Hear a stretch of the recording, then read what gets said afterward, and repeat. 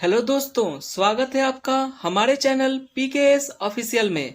दोस्तों, इसके पिछले क्लासेस में हम लोग नर्वस सिस्टम का थ्योरी क्लास को डिस्कस किया था।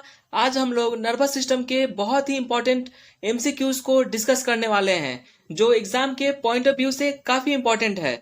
चाहे आप किसी भी गवर्नमेंट जॉब का प्रिपरेशन कर रहे हैं, सभी एग्जामों में यह पूछे गए प्रश्न हैं जो आप हम लोग डिस्कस करने वाले हैं। क्लास को अंत तक देखिएगा ताकि आप लोग अच्छे से समझ सकें। हर एक क्वेश्चन में हमने डायग्राम को ऐड किया है ताकि आपको समझने में आसानी हो। क्लास अगर आपको पसंद आए तो लाइक शेयर कर दीजिएगा। चैनल पर आप अगर नए हैं तो सब्सक्राइब करके बेल नोटिफिकेशन ऑन कर दीजिएगा ताकि एक भी क्लास आपसे न छूटे। तो चलिए शुरू करते हैं। पहला क्वेश्चन है, प्रतिवर्ती क्रिया यानी रिफ्लेक्स एक्शन को नियंत्रण करता है। ऑप्शन ए मेरुरज्जु, option B corpora, option C cerebellum, option D इनमें से कोई नहीं। प्रतिवर्ती क्रिया यानी रिफ्लेक्स एक्शन उसको कहते हैं वैसी क्रिया जो अति शीघ्र तथा अनैच्छिक रूप से होती है, उसे प्रतिवर्ती क्रिया कहते हैं। जैसे छींक आना, पलक झपकना, जमाई लेना, लार का टपकना, गर्म वस्तु पर हाथ पड़ने पर अचानक से उसे हटा लेना, ये सब क्या है? रिफ्लेक्स एक्शन का क्रिया है। तो यह इसको जो नियंत्रण कौन करता है? तो इसका नियंत्रण करता है मेरुरज्जु यानी स्पाइनल कोड। जो स्पाइनल कोड है यह हमारे शरीर में प्रतिवर्ती क्रिया यानी रिफ्लेक्स एक्शन को नियंत्रण करता है। यहाँ पर आप लोग देख सकते हैं, ये मेरुरज्जु है यानी स्पाइनल कोड। यही इसमें से जो तंत्रिकाएं निकली रहती है, यही क्या करते हैं? ये सब जितने भी रिफ्लेक्स एक्शन है इसको नियंत्रित करने का कार्य करती है। आई होप आप लोग समझ गए होंगे। एक शराबी व्यक्ति के मस्तिष्क का कौन सा भाग तत्काल कार्य नहीं करता है?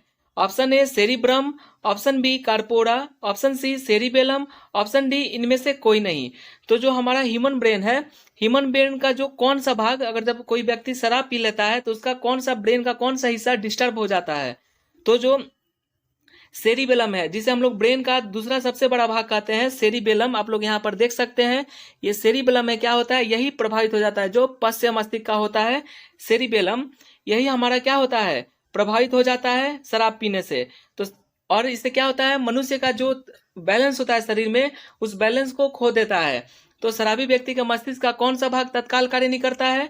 सेरिबेलम। ये आप लोग याद रखिएगा। सेरिब्रम और सेरिबेलम में आप लोग कंफ्यूज नहीं होइएगा।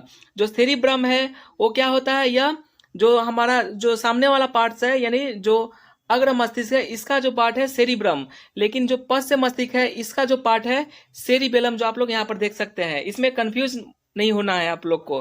श्वसन क्रिया को नियंत्रित करता है। Option A medulla, option B corpora, option C cerebellum, option D इनमें से कोई नहीं।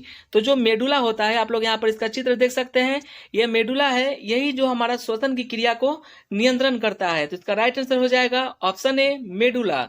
मस्तिष्क से कितनी जोड़ी तंत्रिकाएं निकली होती है? Option A 31 pair, option B 12 pair, option C 21 pair, option D इनमें से कोई नहीं। तो जो हमारा ब्रेन होता है, ह्यूमन ब्रेन में कितनी जोड़ी तंत्रिकाएं निकली होती है, कितनी पेयर में?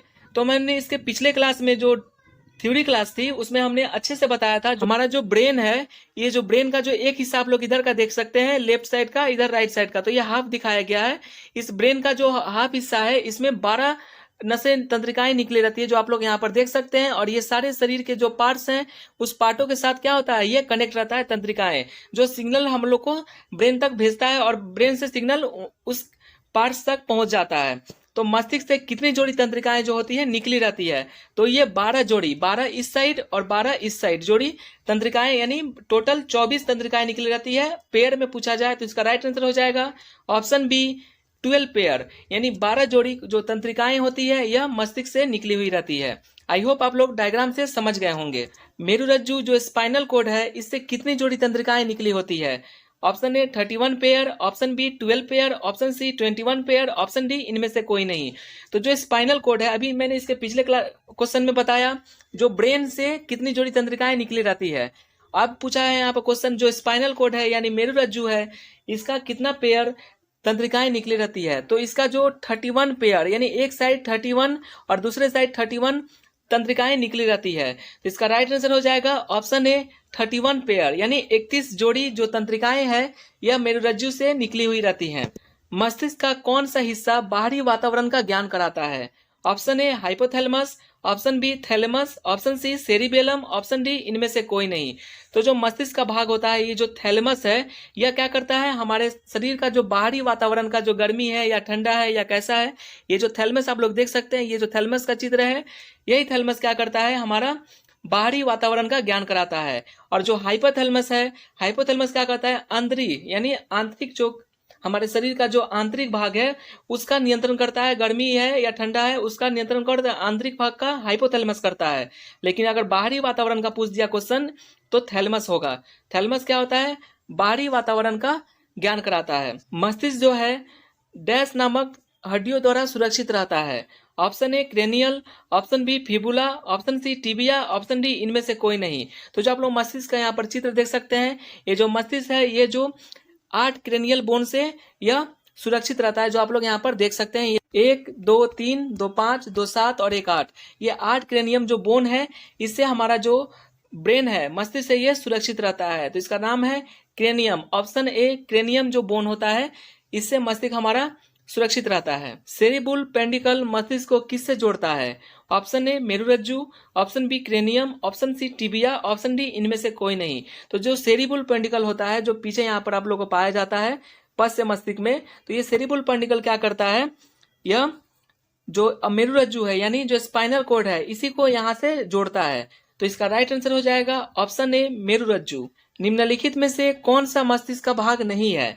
Option A medulla, option B thalamus, option C pons, option D pinna. तो आप लोग देख सकते हैं ये जो ब्रेन का जो पार्ट है, मैंने आपको फर्स्ट वीडियो में ही अच्छे से बताया था। जो इसमें मेडुला है, आप लोग यहाँ पर मेडुला देख सकते हैं। उसके बाद ये पॉन्स आप लोग यहाँ पर देख सकते हैं। उसके बाद यहाँ पर थैलेमस देख सकते हैं। तो ये तीनों तो मिल गया, बचा ये पिन्ना। पिन्ना किसको कहते हैं? जो कान का जो हिस्सा होता है उसे हम लोग पिन्ना कहते हैं। तो ये पिन्ना मस्तिष्क का भाग नहीं है। तो इसका राइट आंसर हो जाएगा ऑप्शन डी पिन्ना। द्वितीय मस्तिष्क यानी सेकेंड ब्रेन किसे कहते हैं? ऑप्शन ए मेरुरज्जु, option B thalamus, option C pons, option D pinna. तो जो सेकेंड ब्रेन होता है, इसे हम लोग मेरुरज्जु जो स्पाइनल कॉर्ड है, इसी को हम लोग सेकेंड ब्रेन कहते हैं। क्यों? क्योंकि मान लीजिए अगर हमारा ब्रेन, अगर हम लोग पढ़ाई कर रहे हैं तो ब्रेन हमारा क्या होता है, उस फोकस उस पढ़ाई में होता है, और बाद बाकी जो शरीर की जो क्रियाएं हैं ये क्या करता है, ब्रेन ये स्पाइनल कॉर्ड को सौंप देता है, और स्पाइनल कॉर्ड हमारे शरीर की जितनी भी गतिविधियां हैं ये इसको संभालता है। तो इसलिए हम लोग इसे स्पाइनल कॉर्ड को क्या कहते हैं? सेकेंड ब्रेन कहते हैं। ये आप लोग ध्यान में रखिएगा। तो दोस्तों आज के ये सारे क्वेश्चन खत्म हुए। मिलते हैं नेक्स्ट वीडियो में, तब तक के लिए जय हिंद।